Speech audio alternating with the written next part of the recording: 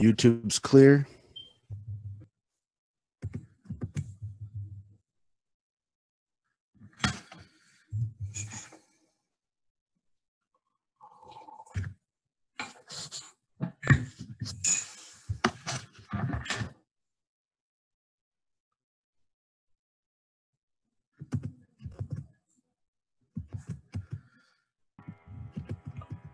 Hey everybody, this is John Spalding with Gen Weekly, a weekly broadcast for the Global Engagement Network Media Co-op. No scripts, no corporate influence, just real talk about issues, trends, stories, and headlines from the previous week. Don't just watch, engage. Welcome to tonight's episode. We have Ernest, Allison, Jeremy, and Sean. What we're going to be doing today is, just like our title says, we are going to be debriefing Trump's first address to Congress and other important things as we close out our month here at the Global Engagement Network. So thanks for being here. Just wanted to give kudos to Sean and Heather for the fantastic graphics for today. Here's where you guys are coming in. If you're watching this later, just make sure you add a comment in the section as to which one you like better. It's a friendly competition between Heather and Sean. They didn't even know that I was going to be doing that. But thank both of them for these awesome graphics, and we will definitely keep them coming. And hashtag Gen Weekly on Twitter and other social media platforms to keep the conversation going. So, hey panelists, how are you guys tonight? Good, considering. Considering what? Doing great. I know. I have no idea. Who knows? What's going on right now in the world? I don't know. Hey, I've had some fun stuff.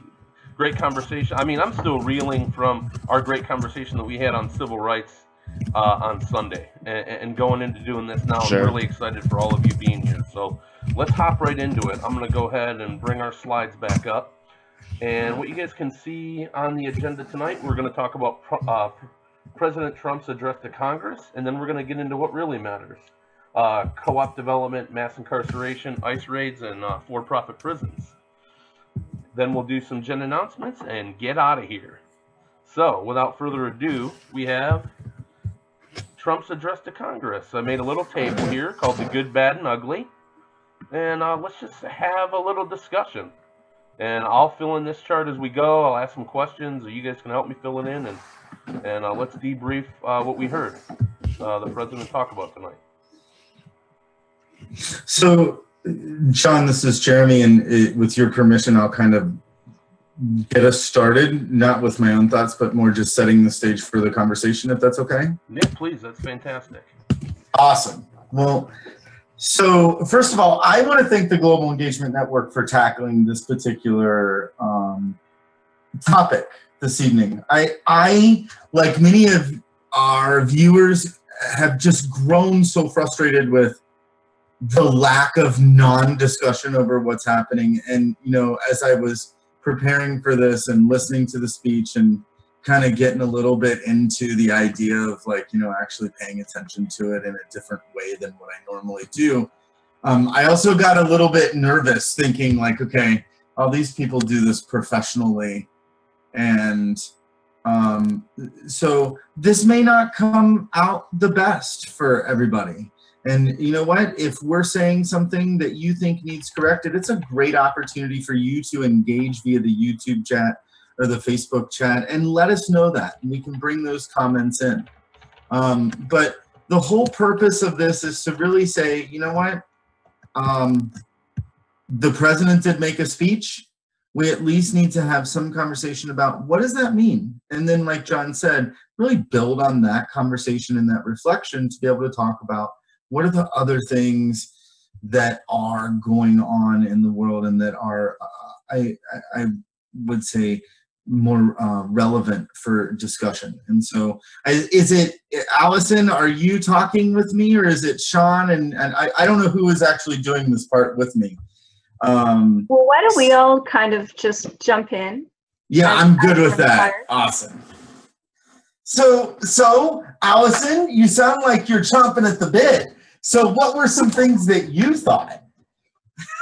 Well, it's going to take me a while to digest what I heard, and also, the devil's always in the details. So it depends what he means by various things. I think he's trying to placate some of his detractors with some sort of euphemistic kind of language. What I did hear in more or less concrete terms is that he says he's going to increase jobs, or certain companies, including military contractors and Walmart, we're going to get more jobs in those areas. He talked about decreasing lobbying, or I didn't quite catch what he meant there, and I thought that could actually be a decent thing. He mentioned the TPP was killed, and that's also a good thing.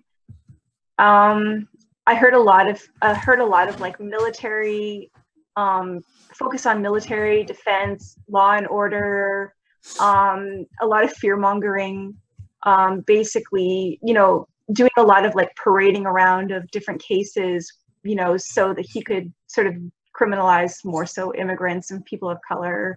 I don't know. What do you guys think? Yeah, we can always kind of dive into each particular area, but I want to go. It was promising to hear that he said he wanted to spend $1 trillion in infrastructure. That if he actually did that, that would be, a good thing. But what does he mean by that? I don't know. So, kind of coming back and thinking about the first point that you made, Allison, one of the things that really stuck out to me is so he's going into this with an approval rating of 44%, and there's 16% of people who don't like the president, and the reason, like, they don't like him, but they like his policies, and that is actually the highest number that we've seen in quite some time. So as I listened to the speech, one of the things that I found fascinating is it almost felt like, remember how sometimes when they're teaching management, they teach you how to give the compliment sandwich, right? And so the concept is you give a compliment and then you tell them something that they're doing really wrong, and then you give them another compliment, and that'll build them back up. If you actually look at the trajectory of his speech, he kicked off his speech with like all this stuff of unity and strength, and we are witnessing the renewal of an American spirit. And it was all this rah-rah, and I swear to God, at 1 minute and 40 seconds, that's all it took.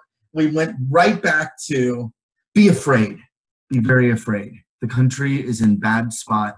We need to do this. I'm doing this. It was always, by the way, I or me, and I found that really fascinating as well, from kind of going back to some of the stuff that he said. And then, kind of coming back to my original point, as we got then closer to the end, now we're back to this message of hope and peace. So it's hopefully the 250th year, which was a common theme that he kept coming back to, the 250th year for the country, will see a world, this was my favorite, that is more peaceful, is more just, and is more free. And it's talking about being empowered by our aspirations, not burdened by our fears. Yet for the last 20 minutes, he was talking about be afraid, be very afraid. So I'm really interested, Allison, that you said there was part of it that felt like it was placating. And for me, I tend to try to be a little bit more optimistic. So there's part of me that says, which part is actually the real story? Is it the be afraid, or is it I'm going to build this country that is going to be empowered by our aspirations? Like, what are we building? And I think that's my concern, kind of coming back to what you said about the devil being in the details.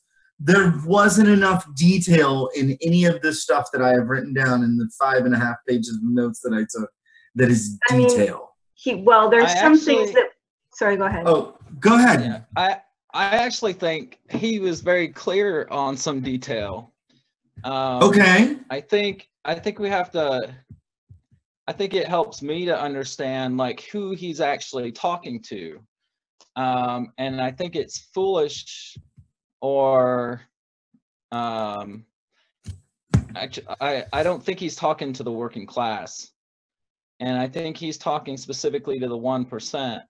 And I think if you're the 1%, you heard the stock market's really high. We've made tons of money, and we're going to decrease taxes even more. And we're going to make American corporations more free and give more control to corporations over people's states' rights and people's community rights and any environmental rights that people try to create. And I think he said, you know, military after, you know, probably a dozen times in the span of an hour. And so I think that's a very clear signal that they're going to spend more money. And you have to remember that most of the American corporations that are multinational are actually military companies, defense companies. So he's going to continue to move American tax dollars into military spending, and he's not going to tackle any issues with the environment, or he would have spoke about it. He's not going to tackle any issues of labor issues because he avoided that. And so I think it's very clear what his agenda is and the agenda of his new administration. I hold on though, because I see where you're coming from, and yeah, he talked all about that kind of stuff. I don't think I'm not sure that I would agree that his audience was just the 1%.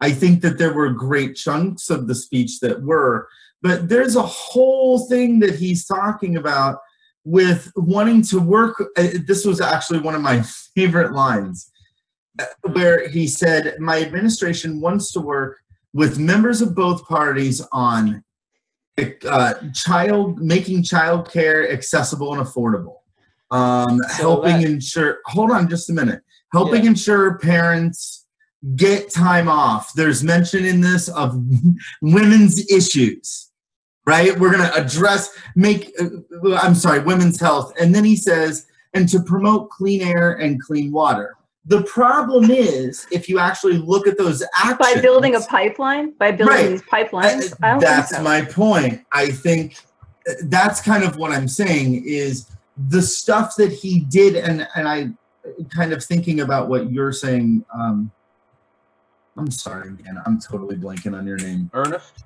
Ernest, thank you. Sorry, Ernest. So totally thinking about what Ernest is saying. I think when he was addressing the people that aren't the 1%, there wasn't a lot of detail in that quote that I just read there. It's, here's the key phrasing. Well, what I hear him talking to is if you look at both the Republican and the Democratic Party, it's largely controlled by the 1%, right? These are billionaires. They're the super delegates that took our elections from us and everything else.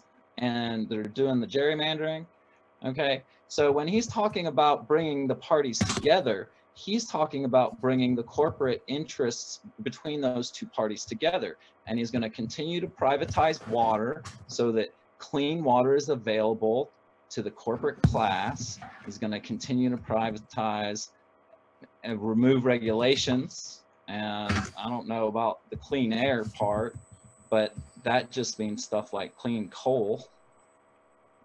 Yeah, it's not consistent. So I think that's it's really not. Well, it's not that it's not consistent. I mean, he lauded coal.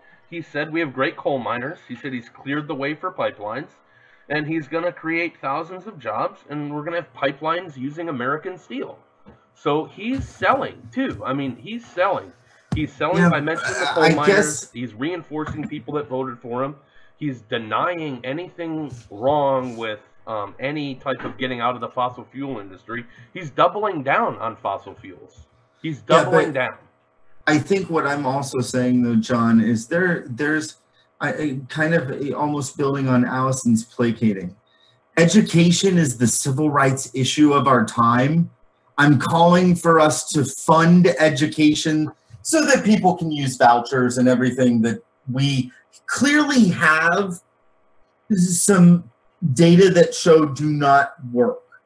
And so it's very, to me, it's very much, you know, that right center type of speech, which is, I can call out the things that will make all of you think that I give a damn about you. But if you really do look at the detailed piece, and it's funny that that's how you framed it, is that the detail is more targeted toward things that the 1% would want to see. I do see that.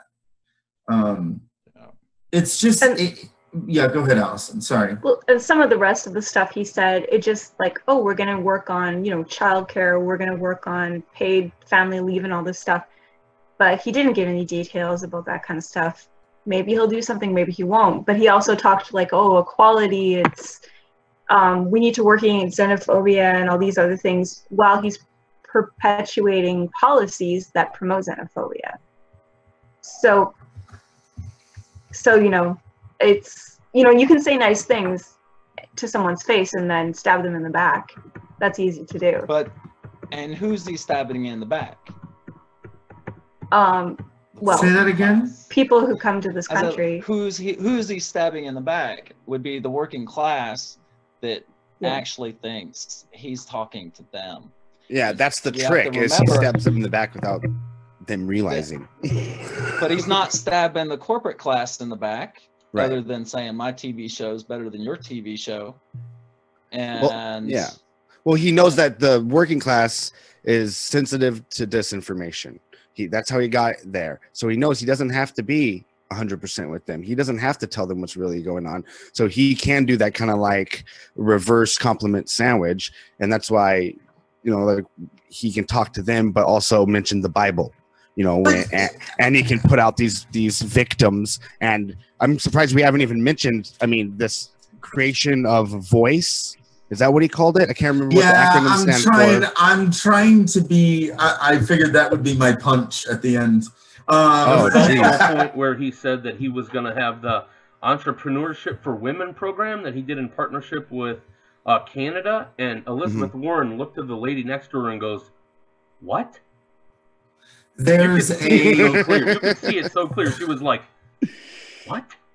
There's another personal favorite of mine when he was talking about the first of all, the infrastructure piece, Allison, that you're talking about.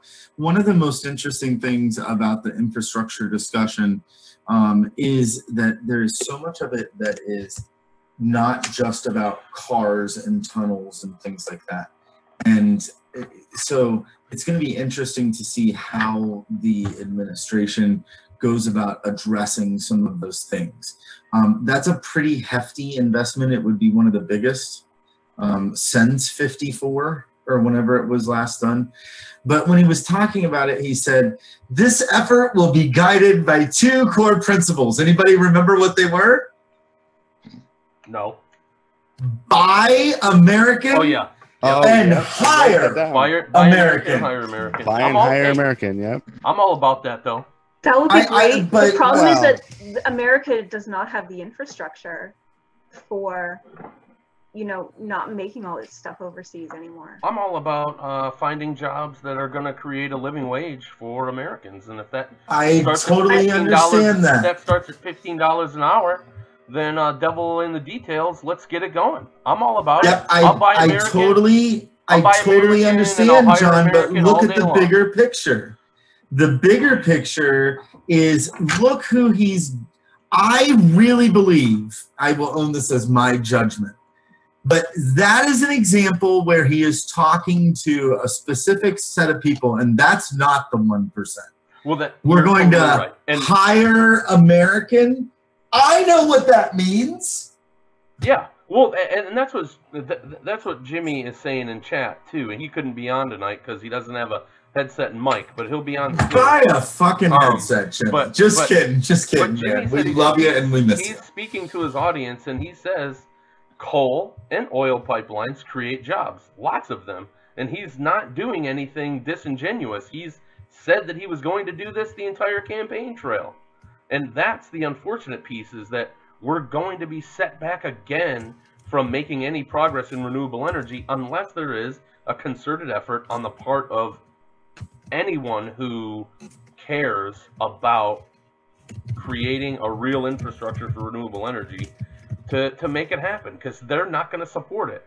So we have to mobilize and find a way to get that done and get that through. Because if he continues to double down on the fossil fuel industry, it's a no-win game if we keep doing that. John, the other thing that I just also shared before you go, Ernest, is I shared the principles for the healthcare thing, which I'll come back to in just a minute. I don't want to cut Ernest off. I just want to give you the heads up. I shared it with you in chat. Go ahead, Ernest. Oh, I was just going to say that, so the only like grassroots movements that I've seen that's been effective is the community rights movement. And they're actually organizing like on the neighborhood and municipal and county level to rewrite nature's rights into their local constitutions, but they are rewriting their local constitutions, and they're writing out the rights the corporations are granted that's mainly backed up in the Bill of Rights and the Constitution. And mostly that's challenging the Dillon's Rule, corporate personhoods doctrine, the preemptive law doctrine that gives states' rights over local municipalities, and then the right to interstate commerce, which is what corporations use to basically sue states into putting in infrastructure like fossil fuel infrastructure, for example. That's awesome. Yep. Because if you can actually have, yeah.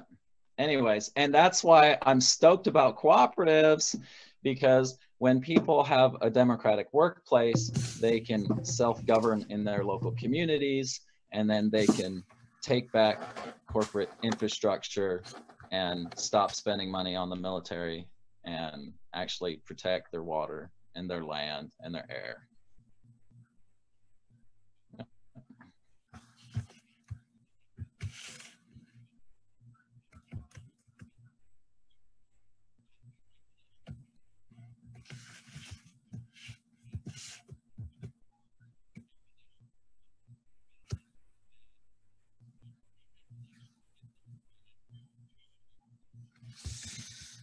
Oh boy.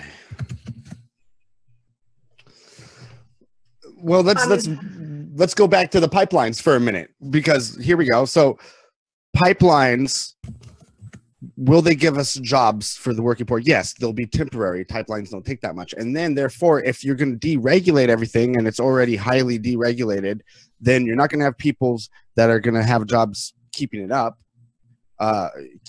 Keeping up those pipelines and that sort of thing. So those jobs just don't carry through. So the best thing to do is to invest in re-education programs and get co-workers and people that are in those industries into green industries where there's long-term growth in the future forecasts.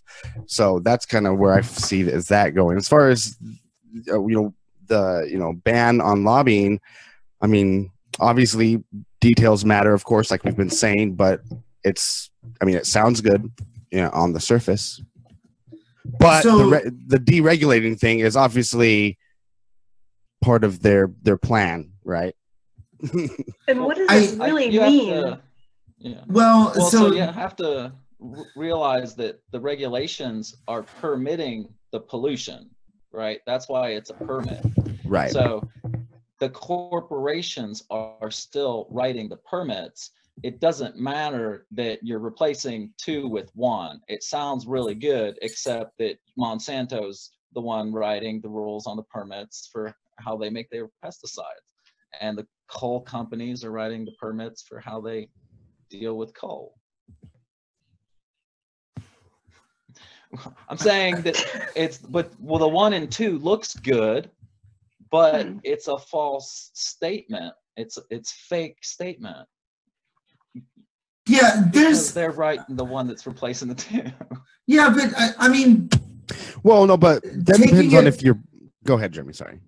Taking it to, I mean, I have a couple points. The first of all, if you just read what's there, to massively reduce job-crushing regulations by creating an agency regulatory body in every agency. That totally contradicts itself, okay? So if we're gonna be putting stuff out there like that, thank you, then we have to be able to at least do it without contradicting ourselves within the same sentence. Now, that is just me being a jerk, and I'll admit that. But moving on to the other point, the 2-to-1 thing, I'm sorry, the 1-to-2, yes, it looks really great. But first of all, I've written regulation material before. I can take 2 regulations and make them 1. Boom, I just did what you wanted, get off my back. That is, it's a simple phrase that is used because it sounds good. But anybody, and this is actually what I find really fascinating about this, being the fact that he is a businessman. But anybody who has done any business strategy planning will tell you that going into something and saying, we're going to take 1 thing and make it 2, or 2 and turn it into 1, it just proves that you're selling a concept and you have no idea what the hell you're talking about. Because that's not how you do regulation reform. You do regulation reform by evaluating whether the regulation is effective and needed. And so just doing it with numbers, that's kind of going along with what you're saying. I think the other piece that really bothers me a little bit about the coal miner piece, we are advancing as a world. And so there are going to be things that we were really great at in 1910 that we may need to find something else to be really great at 100 and some years later. So 250 years later. I'm just saying, when we, like a line like that about the coal miners, all it's doing is actually hurting those people even more. And I will tell you from personal experience, I had a member of our family that literally was going to lose his job and was given the opportunity to go back to school and chose not to. And the reason that he chose not to is because he said, well, we're going to get a Republican in there and they're going to protect my job. It's terrible because they're not. That mine is going to close and that person is not going to get the opportunity to go back for education now. So just some thoughts that I'm having. As yeah, no, conversation. It's good. I mean, but here's the thing: your family member was right. Okay, and so we're not. Yeah, there's a Republican in there, but you can't save an industry that has been collapsing, and that as we get better in environment. He's already made a stance that they're doubling down on fossil fuels. So if you're saying you don't think he's going to do it, I say looks like he is.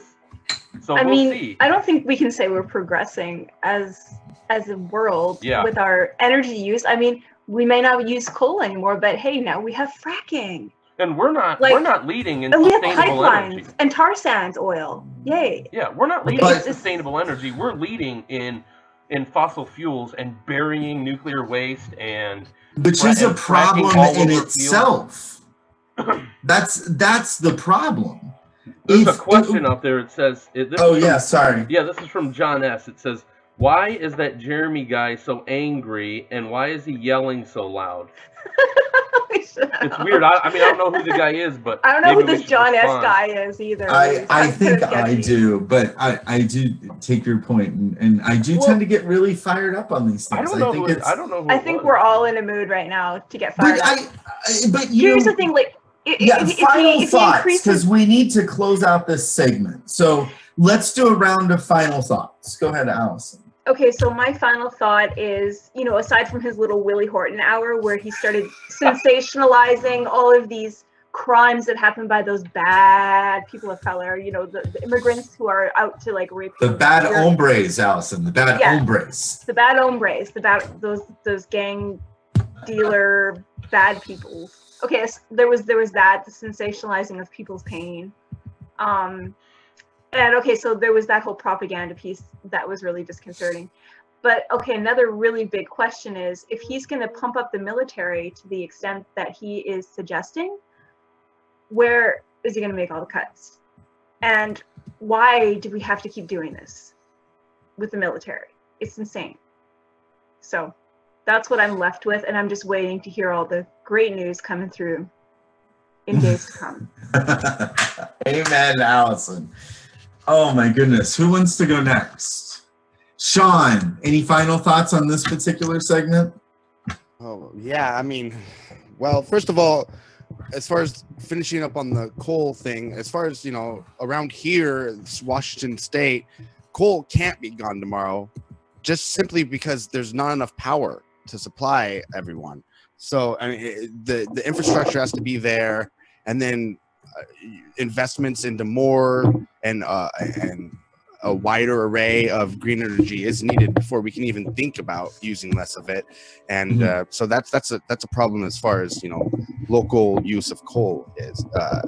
As far as, you know, just finishing up on thinking about Trump, I'd just like to say that also today he was looking to sign an executive order to reverse the Obama, you know, clean water regulations. I mean, so this is an all-out act where he's trying to both militarize domestically and internationally the United States even more than they already are. We already spend more than the other top 8 countries in the world on military.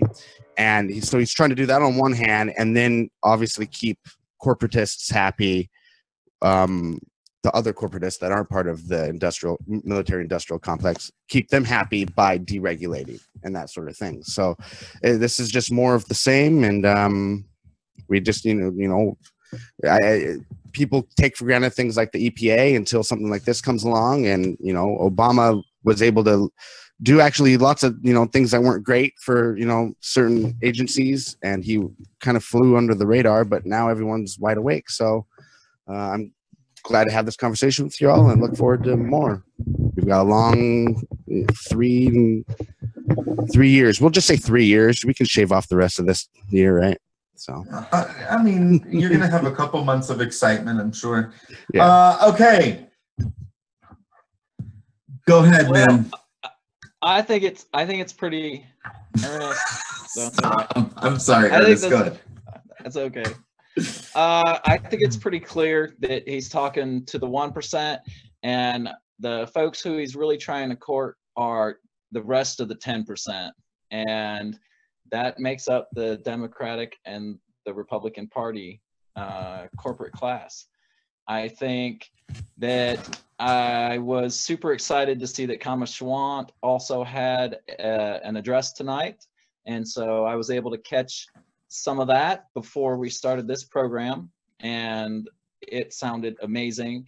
She really called out Trump. She's speaking directly to the 99% and to the working class. And so I look forward to checking out the rest of her show later on. Okay, John, final thoughts of this segment?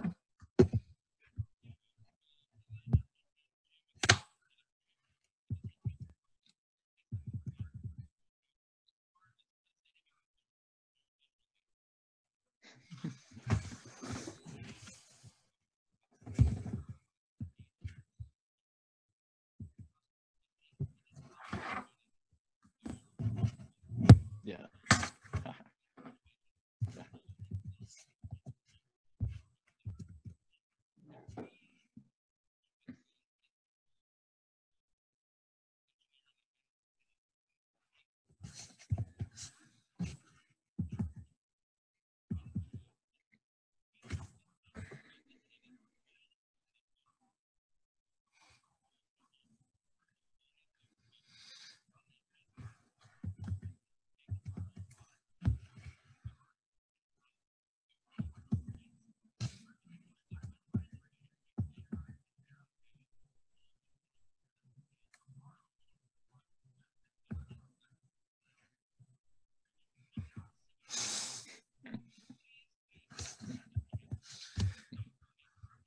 So as we bring this segment to the close, first of all, I just want to once again say thank you to the Global Engagement Network. I think this is the first of what I hope will be many conversations around issues like these. And I didn't have my mic on. Okay, hopefully we can mix in the Zoom audio of the recording. So we'll get that audio up there for those of you who didn't hear. John really is wanting the electric bill to be eliminated, and he can do that in his backyard if they would just make the investments. And so he would just like the distractions to stop and the leadership to come on board, in a nutshell. And what I would say, just kind of thinking about this and reflecting, thank you all very much. I think the whole idea is to make it a spirited conversation. And one of the things that I said on the planning call yesterday was I don't always agree with what our president says, and I don't have to. But by taking some time to pay attention to what he says, by, if you will, keeping someone that disagrees with me really close to me, or knowing what's coming out of his mouth, then I have the ability to be better at holding him accountable. And so I asked John to paste this up, and I think it's a really awesome way to transition into some of the other quote unquote more important issues that we have to talk about tonight. But according to this guy that is our leader and is the president, he says, from now on, America will be empowered by our aspirations, not burdened by our fears. Inspired by the future, not the failures of the past. Guided by our vision and not blinded by our doubts. And he wants all of us as citizens, see, we're talking to everybody now there, and Ernest, to to embrace this renewal of the American spirit. And so embrace the increase of the military. That's right. That's right. So the guy who spent an hour fear mongering. Fascist state. Right. Yeah, and so I think my point in saying that, and you know, being all honest and all joking aside, my challenge to our viewers is pay attention. Ask the questions. Don't be afraid to ask the questions. Don't be afraid to have the debate. Even all of us who probably have, I would say, some similar views, had differences in the way that we even interpreted what was said or what it meant. And so don't be afraid to have those conversations. When I remember being young, and sex, religion, and politics was never, ever supposed to be talked about. And I think we've hit a point now where we have to be talking about it, and we shouldn't be afraid to talk about it. So keep the conversation going. And our challenge to you is have this conversation with at least one, if not two or three other people that you know. Report back to us, put in the comments how that conversation went. We'd love to hear from you guys. And what's the hashtag for them, John? Is it just hashtag Gen Weekly? Yep. Fantastic. So thanks again, everybody. And I'll turn it back over to John to take us through the rest of the more important issues. Awesome. Well, and I'm just going to go back to our graphics for today, our Gen Weekly graphics. Remember, for those of you out there, please vote 1 or 2 for a slight poll on which graphic is better, Sean's or Heather's. It's not really a contest, just for bragging rights, and we appreciate that. So moving on, we're going into what really matters, and that is cooperative development, mass incarceration, ICE raids, for-profit prisons. And to start off, we have mass incarceration, and Allison's going to lead us off. All right, so mass incarceration. If there's one way that U.S. is really best in the world, it is for putting people in jail. So it's out of all the countries in the world, the U.S. has the most people in jail. And for example, you know, as we can see here on the slide, we've got 5% of the population, but 25% of the world's prison population. And if current trends continue, 1 in 3 of every Black male born today can expect to go to prison at some point in their life. That's in contrast with 1 in 6 Latino males and 1 in every 17 white males.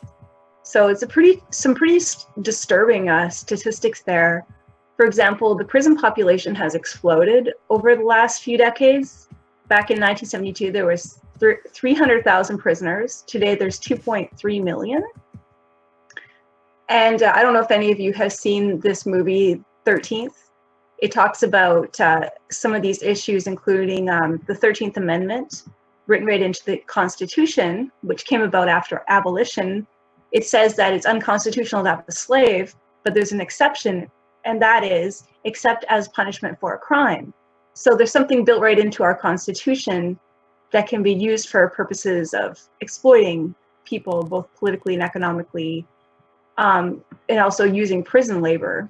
So you are allowed to have slaves so long as it's you've done a crime.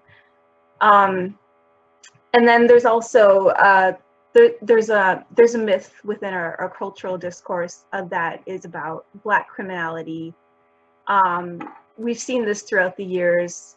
For example, after slavery was ended, there was a huge amounts of arrests of Black folks for really petty offenses like loitering. And all we have to do is turn on our TVs and watch some of these reality shows, for example, that just portrays African Americans as, dangerous, menacing, violent rapists, out of control. So there's a dominant narrative out there that says, if Black folks are free, then you're going to get crime in response. And as we can see through many of our political so-called leaders, there's a lot of fear-mongering about crime. And it's sort of a dog whistle term for, let's be worried about people in these communities, whether it's like people in poor communities, people of color, immigrants, and so on. So, so we got a little graph there that shows how many people of different groups are in prison. There's an interesting fact that whites are more likely to commit drug-based offenses than Blacks, but obviously this is not represented by the prison population.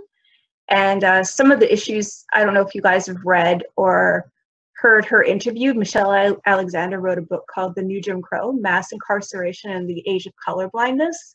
She basically talks about how, certain advances were made through civil rights activism in the 60s, but to counteract that, we now have like the war on drugs, or 3 strikes you're out, mandatory sentencing, and all of these other institutionally based ways to keep people in the African American community down.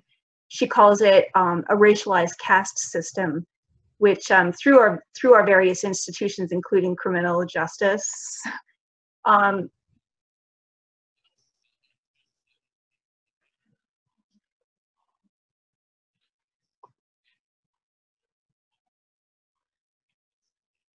absolutely.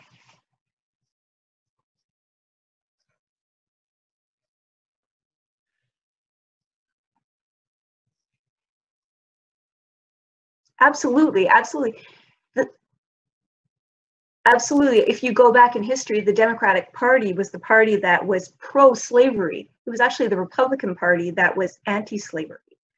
And that's just the beginning of it. I mean, you have the war on drugs began with Nixon, the full scale continued with Reagan, but the person who probably has done the most damage is Bill Clinton, with his 3 strikes you're out, with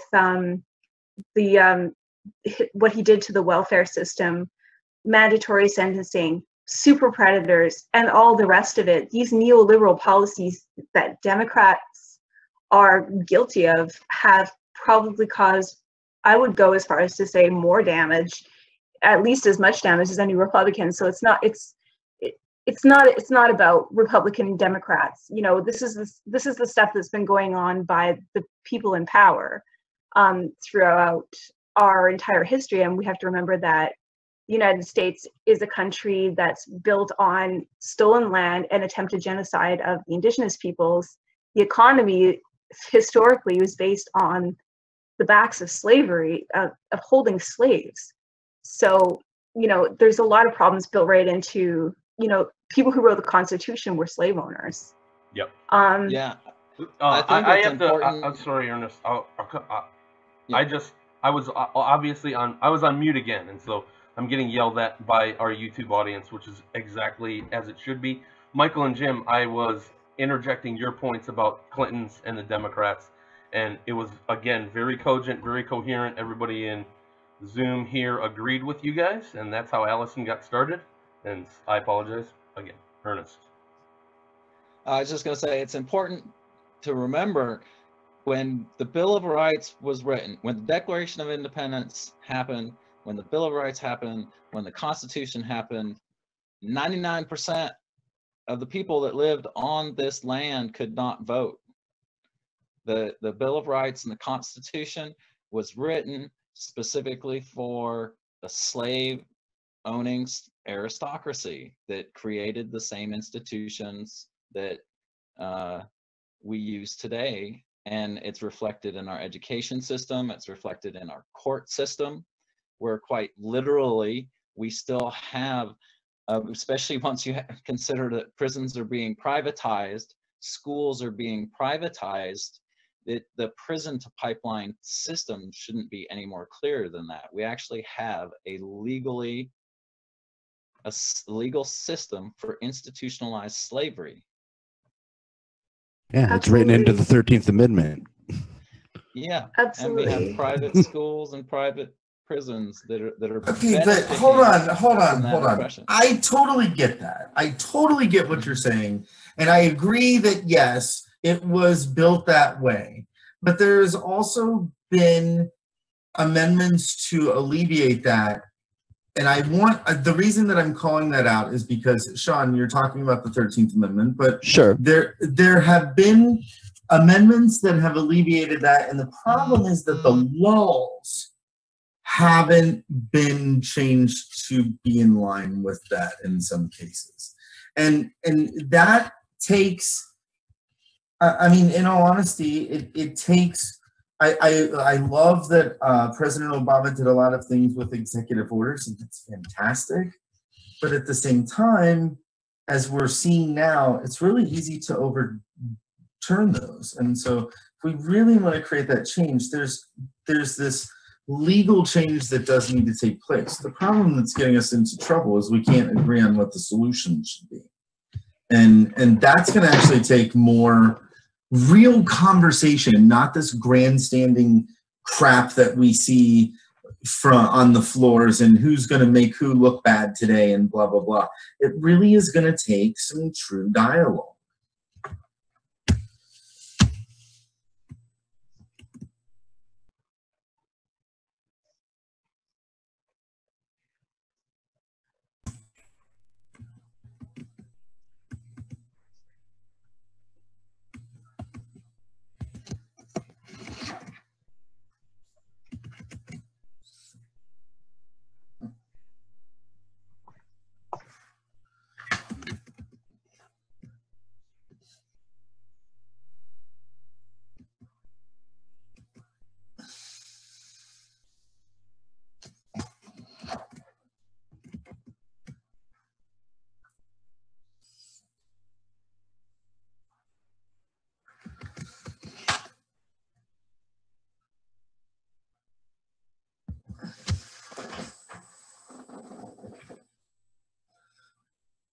Well, of course it's going to climb as a business. So listen, the fact that it's climbing with Trump,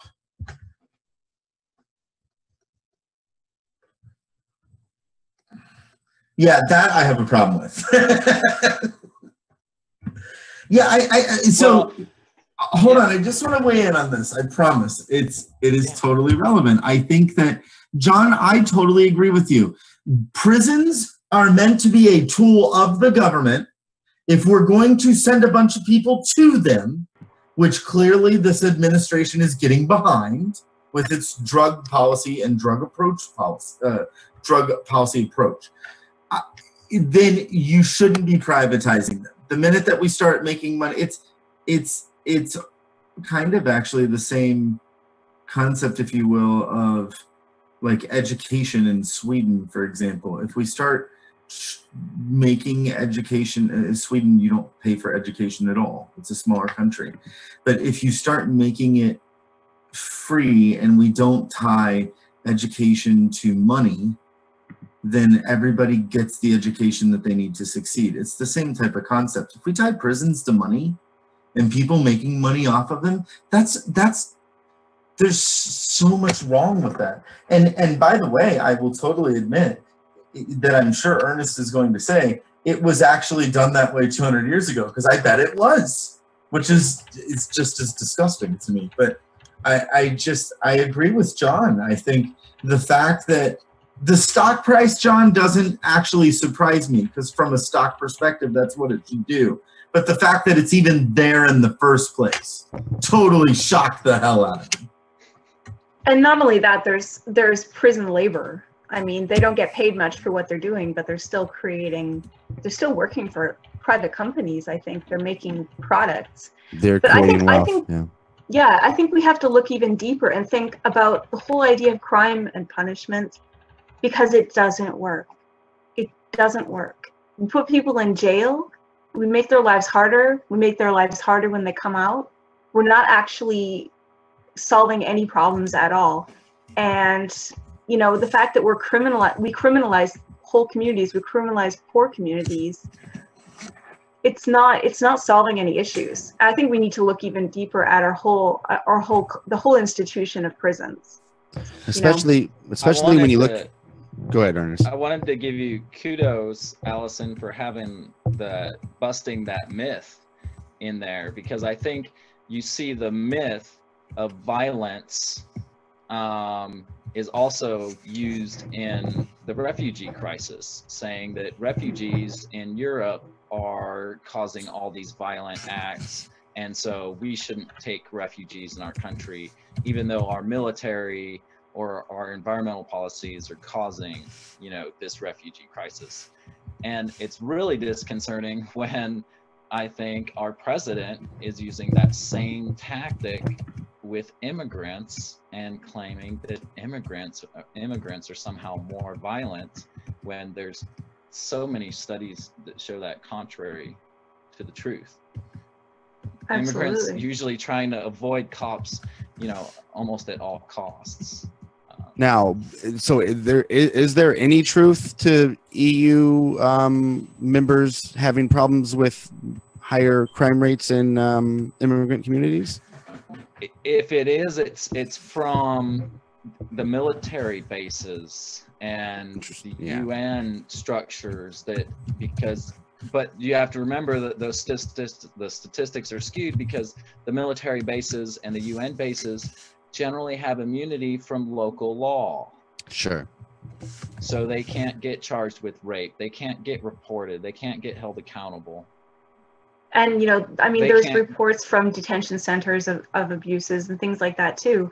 A lot of these stories that have really taken off about, like, oh my God, all of these rapes in Sweden are entirely based on someone who is in police writing something on his Facebook page. Here's the question. Guys, the other piece of that, though, John, just really quickly, and something that we should know if we're going to have this conversation, is that the murder rate, which is reported in 2015, is one of the lowest in the last half century. So even though it did have a spike that year, it's still one of the lowest in the last half a century. So I think if we're going to have a conversation about crime, we have to make sure we're actually looking at the facts and not alternative facts. Well, what he said was saying, by the way, that you were giving alternative facts, Allison, or anybody else on here. Technically, what Trump said was true. To the fear. Because it was the highest spike since the 70s. Absolutely, I totally agree. But right, you got to look at that whole I get what picture. you're saying. Yeah, I know. So, sorry, John. Go ahead. That's all right. I apologize to our viewers out there for my mic continually being muted. The start of this conversation was around for-profit prisons, the fact that they are traded on the New York Stock Exchange, and then that dip in the graphic that you're seeing is the July price when Obama said he was going to decreased funding for private prisons, and then the now price, which is where we are currently today. Jim has said, would you be more comfortable with the feds or the states running prisons? The private companies run them better. The problem is too many people in there and shitty rehab programs. And Michael said the laws are made and the citizens have to wait for a violation of rights before it can be challenged. Hold on 1 second. Does anybody know why John is pulling this next comment? Stop making laws. Sorry, John. I thought it was going to take you longer than that. I apologize. But does anybody know the number of people who are arrested for marijuana charges, the percentage of prisoners that are just marijuana charges? I don't know, but I know that 75% of the people that enter prison and get released go back to prison. And if they get their GED in prison, that number drops to 50%. And if they get some type of bachelor's, that drops to 25%. So okay, so that's really awesome information to have. So thank you for that. I need to go check the number, and I promise our viewers that if John reminds me, I'll go do it. But I want to say it's somewhere between 40 to 50%. It's huge. And I may even be lowballing it because I haven't looked at data. So, maybe Virginia Normal can get us that information. But the reason that I bring that up is because part of the problem is we have too many people who are being sent to prison for the wrong reason to go to prison. Especially when so this is my whole thing. If we're going to be a president who says things should be left up to the states, then why aren't we leaving drug policy up to the states, i.e. Colorado or Washington, who has legally passed and is legally using recreationally marijuana? The feds could actually come in and arrest anybody they want. And again, this goes back to what I said about President Obama did some really great stuff with his power that he had. But this is congressional. Congression action needs to happen. So I think that that's part of the problem. But I do think that the other problem, for me, it does come back to where are we putting the money in prison and in the prisons when we're spending it. And so I love what you're saying, Ernest, because you're giving me the ability to almost make that argument of we should be making sure every single one of those people who's going in there for a certain time, they've got to get an undergrad degree. Let's start using that as a way to start educating people. And I think let's close it out with the last slide to you guys, and that is just kind of where to get more information on social justice. I think the only organization I would put that's not included in here is Law Enforcement Against Prohibition, LEAP. They're a good organization. They're also an international organization. But let's keep going and go ahead, Ernest, and then we'll just close out using this slide too.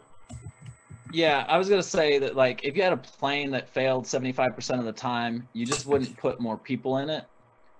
And I think that one of the things that actually the local community in Northwest Arkansas is doing, and this kind of goes to the ICE raids a little bit, is that since the police force has a general okay relationship with the Latino and Hispanic immigrant community here, there's not a whole lot of support for the ICE raids.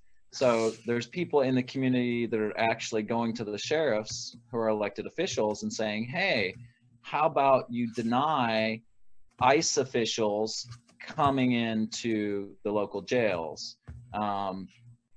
Unfortunately, the local sheriff's office actually signed an agreement with ICE officials, and so now because of wanting to hire so many ICE officials, they don't have the people to hire. They're actually doing contracts with local law enforcement, giving them kind of interesting powers, but ultimately ends up locking more people up.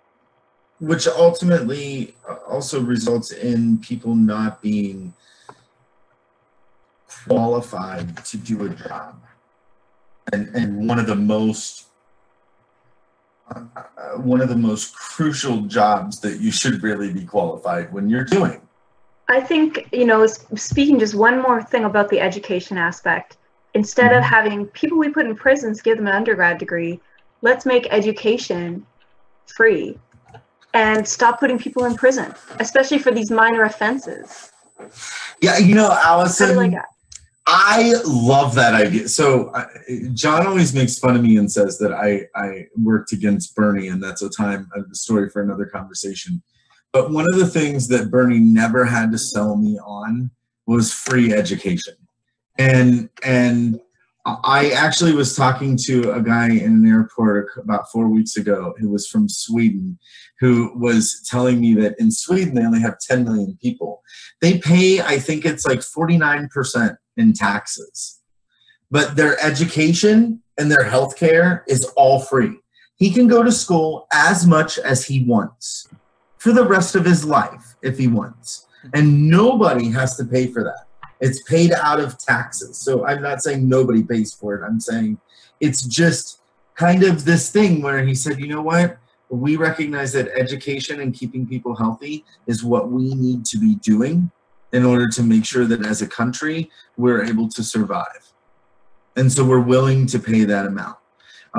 Just kind of, and it really got me thinking, and there's also this really awesome quote that I want to attribute, I think, to the West Wing, a TV show, but if I remember right, Rob Lowe is his character's talking about schools, and he says schools should be palaces. Our kids should learn with the best technology and the best approaches and the most energized teachers that want to be there every day and want to create an environment where every kid that walks in is able to be met where they are and to walk out wanting to know more, or something along those lines. And I think I'm kind of using part of his and maybe putting in my own, but I would love to figure out a way where our education is a given. And I think we wouldn't have to pay more if we just reallocated money from other areas to get it done. I totally agree. We need priorities, which we don't have. Education's not a priority. Incarceration is. Yeah, we just saw Trump sit there for an hour talk about how he's going to give more fucking money to the military. Renewable we've got military military bases in more countries across the world than we have any business being in. It's about priorities. Renewable energy is not a priority. Big coal is. Yes, but John, education is the civil rights issue of our time, which is why he's calling for school choice legislation. Just keep that in mind. And you did not at all look at the slide in order to close out the session. So we've been going on for an hour, and we can't. I mean, we can, but we shouldn't. What's the slide say? Like, what are you wanting us to talk about on the slide? What's the slide actually say? And please make sure you're unmuted. And we'll wrap this up in like 5 minutes, folks. Oh, it has resist.org, the Movement for Black Lives, the decarceration movement, and Cop Watch.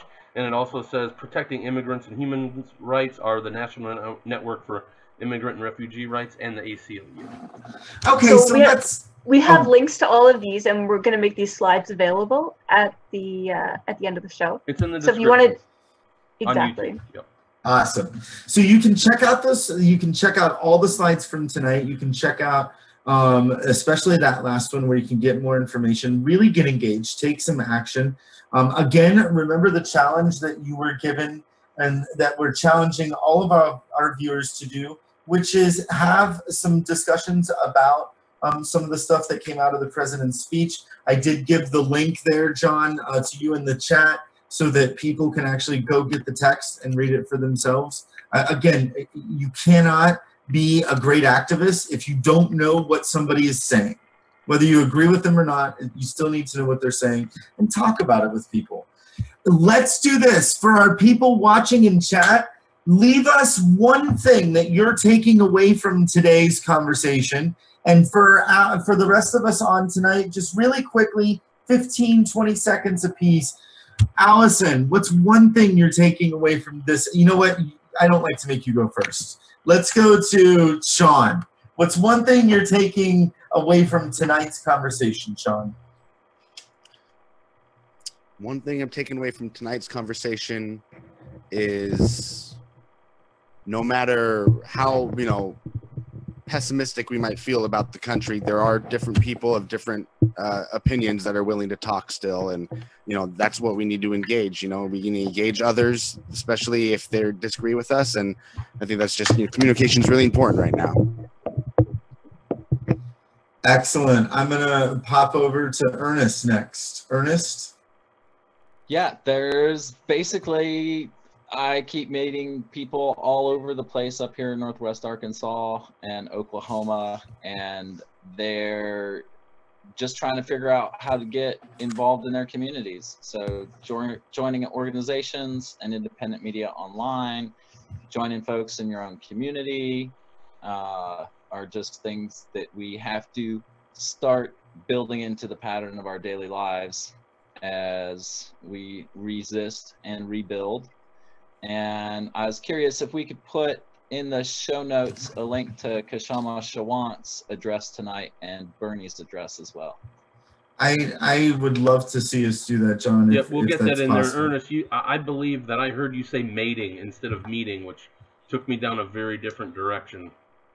Sorry. No, that's okay. I don't know. I don't think you meant to, or even you did. I probably just heard it wrong.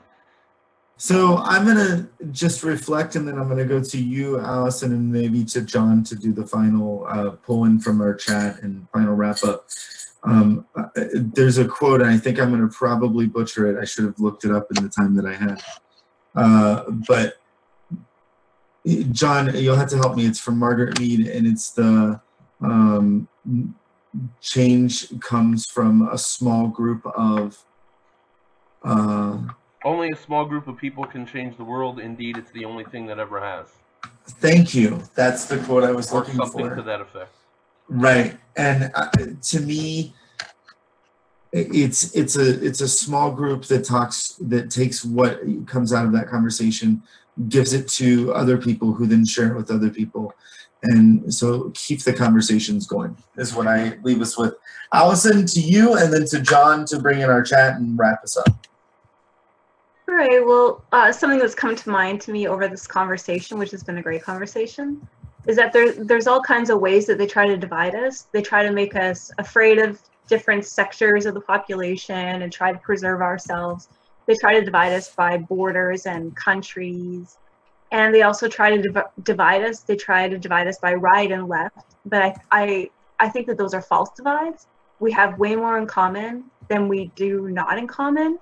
And we really do have enough power if we come together with what we do have in common. So I think we need to question some of our core beliefs about when we say we're pointing at someone else and saying they're the problem, they're the problem. It's like, I think that those divides are largely constructed ones, but not real.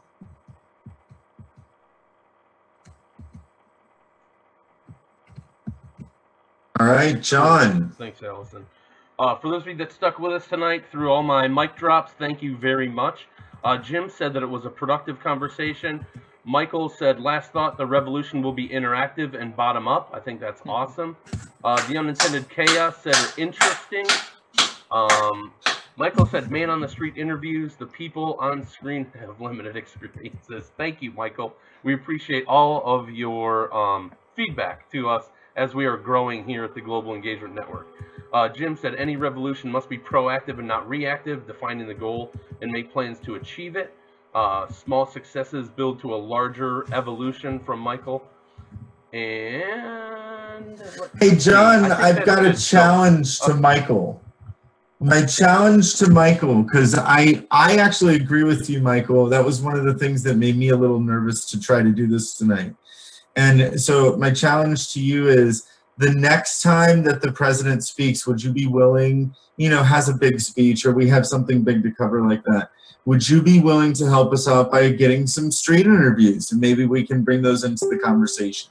So if you're interested in that, make sure you follow up with us and let us know, because that would be really sweet. Yeah, well, and my other challenge to Michael would be to come on in anytime. I'll send you the link to Zoom. And Gen Weekly every Tuesday night at 10 o'clock. We will get you in here. Dan also said a takeaway thought that he had about Reaganism versus Trumpism. The rhetoric is analogous. This occurred to me during the show tonight. So we appreciate that. The slide that you guys see right now, as we go ahead and kind of close, we're looking at just kind of what we do at the Global Engagement Network. I'm going to go ahead and make it a little bit bigger.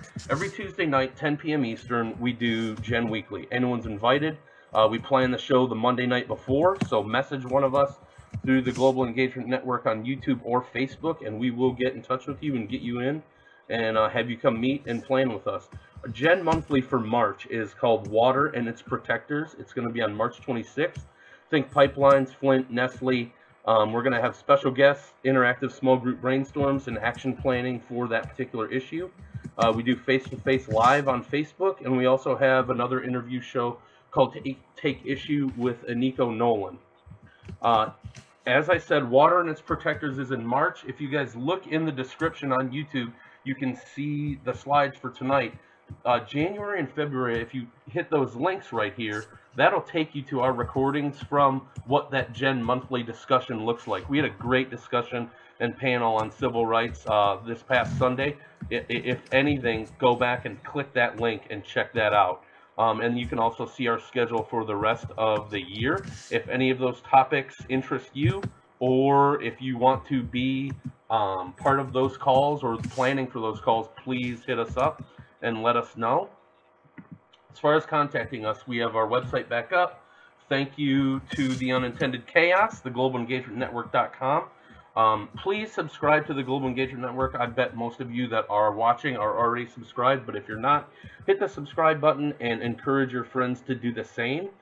You can find us on Snapchat at gen.media, find us on Twitter at genco_op, and you can find us on Facebook at the Global Engagement Network. Thank you guys so much for being here. We really appreciate it. Jeremy, thanks for coming in. Ernest, Sean, and Allison, thank you for doing your thing as usual. And remember, everyone, this is the Global Engagement Network, where we don't just watch, we engage. Have a good night, everybody.